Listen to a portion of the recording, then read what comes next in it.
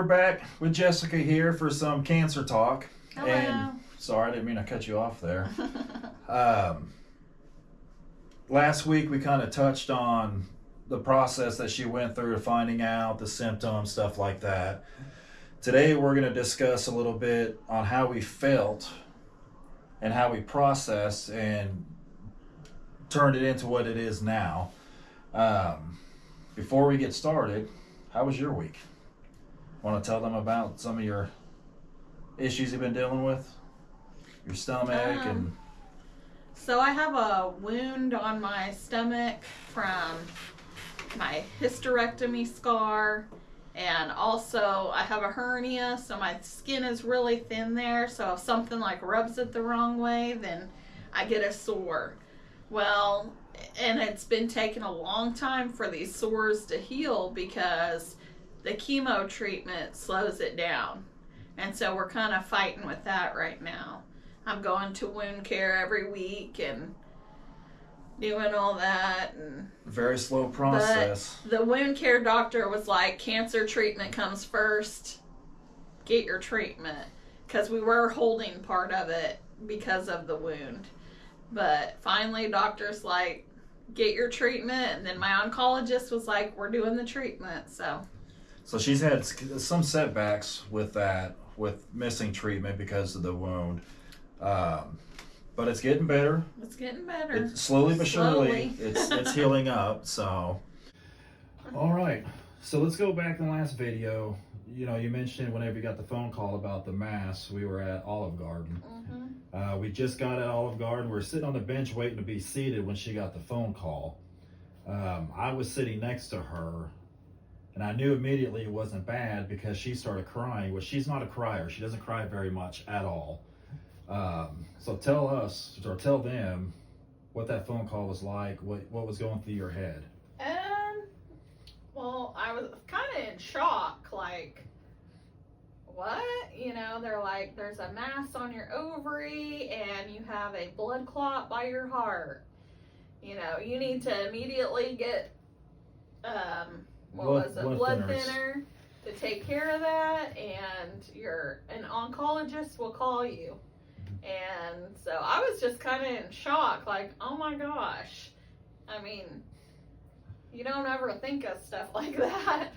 It took a turn quick, didn't it? It did. It did. Going into the scans, we kind of had an idea maybe it could have been cancer. But until you got the phone call. Yeah. That was I don't remember everything that happened, but I I do remember don't that day. Yeah, I think that's all I remember is being at Olive Garden and getting the call. I don't remember anything else from that day. Well, I remember seeing you crying and knew immediately something was wrong. So I told them, cancel us. I remember taking you out to the car and you couldn't speak because you were emotional. Then when you did speak about it, it was a hard pill to swallow. It was just like, what the hell? What do we do now? So they had to do a biopsy. No. They tested the liquid. They tested the ascites fluid. That's right, and it came back cancer. So when you got that call of them saying it is indeed cancer, what was your thought process? Do you remember?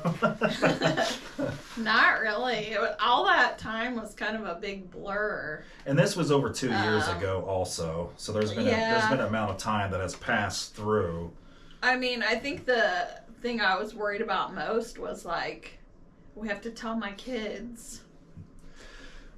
That was... And my parents. Yeah. It was like, oh my gosh, that was like the hardest part. I have to tell my parents and my kids. I remember playing it in my head how I'm going to do it without breaking down and crying, you know, trying to be the strong one. That was difficult. For me, it was like, my dad just passed away a year and a half prior to that of lung cancer, so it's still very fresh. Of him passing and then finding out my wife has stage 4 ovarian cancer was a very hard pill, to swallow. And of course, when you get that diagnosis, the first thing I did was run to the internet Oh yeah. and research everything possible, from symptoms, treatment, what we can do at home to slow it down or whatever. Well, and I've always been the strong one in the family. Like, I can keep my cool and, like, oh, it's okay. We'll get through it. So now he has to be the strong one. That is true. It's as much as I don't like to admit it, I'm more of an emotional guy. Yeah. I feel emotions strong, and I'm not afraid to show it either. But yeah, it's had to reverse, because it's like, okay, now I gotta be the strong one and take care of what needs to be taken care of. What was the hardest part of finding out cancer? Well, I would say again, I mean, for like you emotionally, like the hardest part. They tell you have stage 4. What's probably that I'm so used to being the strong one, and then like you're the here I vulnerable am one. now. Yeah. So Yeah, that was hard. it was a game changer for sure. So Jessica has taken this cancer on, unlike most people have. Where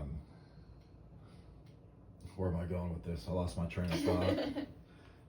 So she's taken a different approach on it, and instead of saying, poor me, I have cancer, and hiding in a room and feeling sorry for herself, she took cancer head on and decided, I'm going to live. I'm going to live a life. I'm going to do things. I'm going to travel. I'm going to continue on. She still works to this day, which is amazing, which a lot of people are shocked that you're even going into work. And to give a shout out to your work, that they have been amazing with her through this. Yeah. I mean, very amazing. Even with my job, with me having to take off short notice to go to appointments and stuff like that, we're very blessed with our companies that we work for. Yeah, chemo days pump me up, because I'm like, we're gonna go in there and kill it, So I get pumped up on chemo days, and You do, and most people dread it, yeah, but you go in fighting and like, okay, we're getting chemo, we're fighting this That's thing. right. So she does get pumped up, believe it or not. It's something else. So what point did you, when you got your diagnosis, so it's a life-altering thing, and it's not a positive life-altering issue, but at what point were you able to say, this isn't going to take me down, this isn't going to stop me from living life? Was it instant, or was it, did you go through like a grieving period, or? I think it was pretty much instant. I mean, I had some down times, Right. Where, oh geez, when I think about it, or like you said, start looking it up on the internet, like that'll bring you down. See, you automatically went to the positive, to where like I was over here like, this is it. Like, what the hell do I do? What, like, it was weird. It was weird. And even though I have to be the strong one, I still feed off of her. Because if she was like, I'm done, I'm not getting out of bed no more, I'm not doing this, then I'm going to start to panic. But it's like, I think we feed off of each other, and it's hard sometimes. It gets, for me anyways, the emotions get the best of me at times. I'll be at work or at home and I'll cry. No shame in saying it. And just because you think about things, just like, damn. Or if she has a setback with chemo, or she goes in remission and then it comes back, it's just like, why? What now? And I feel like work is good because I'm so busy, I don't have time to think about it.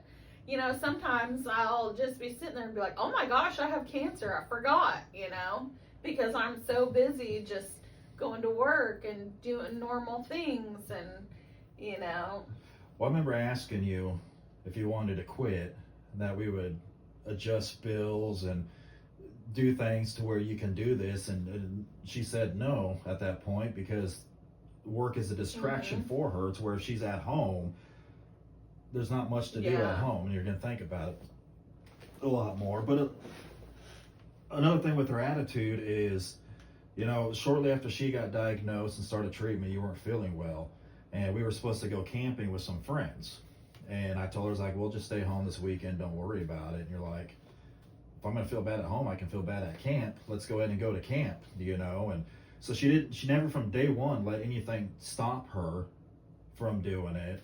But I also know that the days that you're feeling like crap and you're in bed, that it's really bad.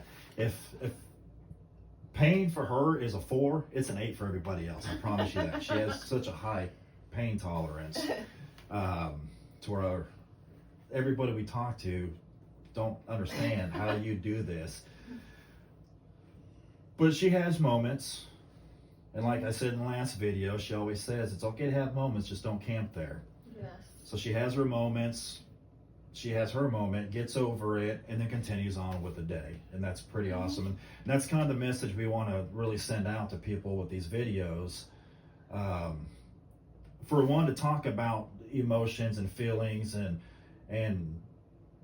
physical symptoms that you go through, so people know that they're not alone.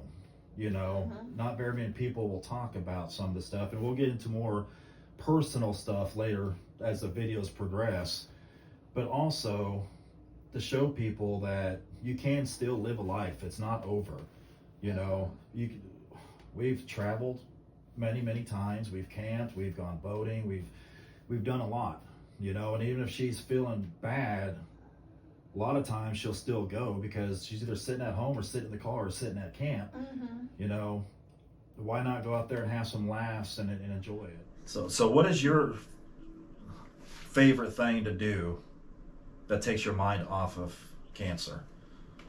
I love to go camping.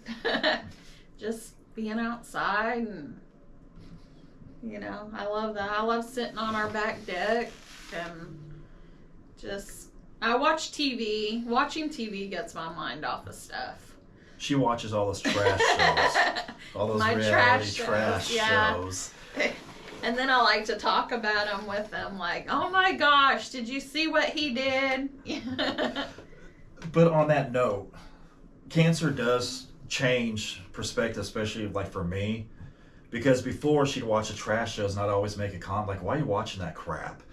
And I never understood it, but that's what she's into, and she's not into the same shows that I'm into. But now we actually watch it together, and I hate to admit it, I follow some of this trash shows, but I think it's brought us closer, you know. Yeah.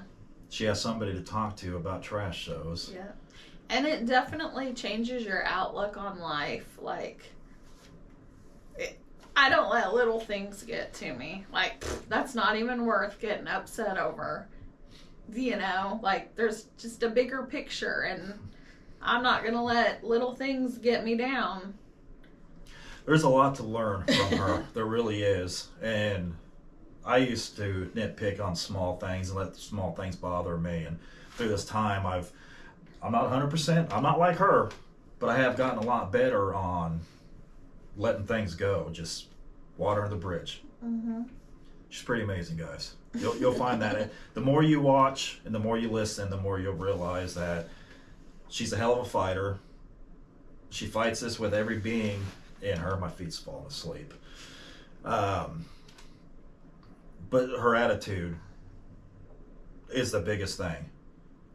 You know, while we're all sad and stressed and stuff, you're just, I don't know, you get stressed, but you're just carrying on with life. And she has met people online on different chats or group pages on Facebook, and a lot of people, they just give up. They throw in the towel and say, this is it, I can't do this. They cancel plans, they cancel vacations, and we're here to tell you, do it. Do it. Go on vacation. Even if we went on vacation and toured New Mexico, and yeah, she got wore out more than normal, but she still went. You know, we went to White Sands, and there was times that she sat in the car and watched my son and I sled down, but she was still there enjoying it, laughing. You can still do it. Just because you're not at 100% or even 80 or even 60, live life. Get out there and do life. Yep. So You can always find something positive in everything. even the negative, no matter what you're going through, it could be cancer, it could be divorce, it could be losing a job, losing your home, whatever it is, there's always a positive to build off of. Mm-hmm. You just got to look. No, poor me, my life sucks, everybody's against me. Make changes, because once she got cancer, you just make changes. Mm-hmm. You know, Mm-hmm. life is pretty awesome. Very. So, all right. Do you have anything else you want to add? Just keep on keeping on. Yeah. Yeah. Yep. Find So- something positive in every day. Just So what we're gonna do with our cancer talk is, you know, every week we'll try to do a little talk to get people up to speed about stuff, but we'll also incorporate what's happening now. mm-hmm. You know, so it may go back and forth a little bit. It's winter time here now, so we're not getting out too much. But once we do, we're gonna start recording, vlogging, you know, our adventures and stuff, and show you guys, you know, it's stage 4 cancer, and we're having fun. We're having a lot of travels, a lot of laughs. Yep. So, anything else? No. All right. We want to thank everybody for watching. Subscribe, hit the like button, leave us comments, constructive criticism. We're brand new at this, if you can't tell. Yeah. So I'm assuming as time goes on, we'll get more comfortable, and this will go a lot smoother. Mhm. We're also working on more equipment. We need to get some microphones, because I know it's hard to pick up with the GoPro and my cell phone. But we're slowly getting there. It's something we've been talking about doing for a while. And instead of waiting until we have everything, let's just do it. So that's what we're doing. We hope you guys have a great week. No matter what's going on in your life, take the positive out of it. Don't dwell on the negative, because negative stuff's going to happen to everybody. Every year, people are going to go through traumatic stuff. It's a part of life. It's the way of life. Let's take it, build off of it, learn from it, look in the mirror, make changes, and start kicking ass at life. And that's another thing. If you're waiting for something, She's having chemo chemo brain. right now. If you're waiting for the right circumstances, it's not gonna happen. It's Just not. do Just it. do Do it. it now. I'm gonna share the story with my grandmother. Mm-hmm. My grandmother, back when I was a teenager, told me, said, Michael, if you wait till you have the money or the right time, you'll never do it. Just go out, do it, deal with it later, and everything will work out. And I have lived my entire life that way. She's more frugal with money than I am, and she's the one that'll say, okay, we need to cut back on spending, and I'm the one like, no, let's go. And you find a way out of the hole. You know, you find a way to do it, but if you put it off because it's not the right time, or you don't have the finances, or you're not feeling good, you're never going to do it.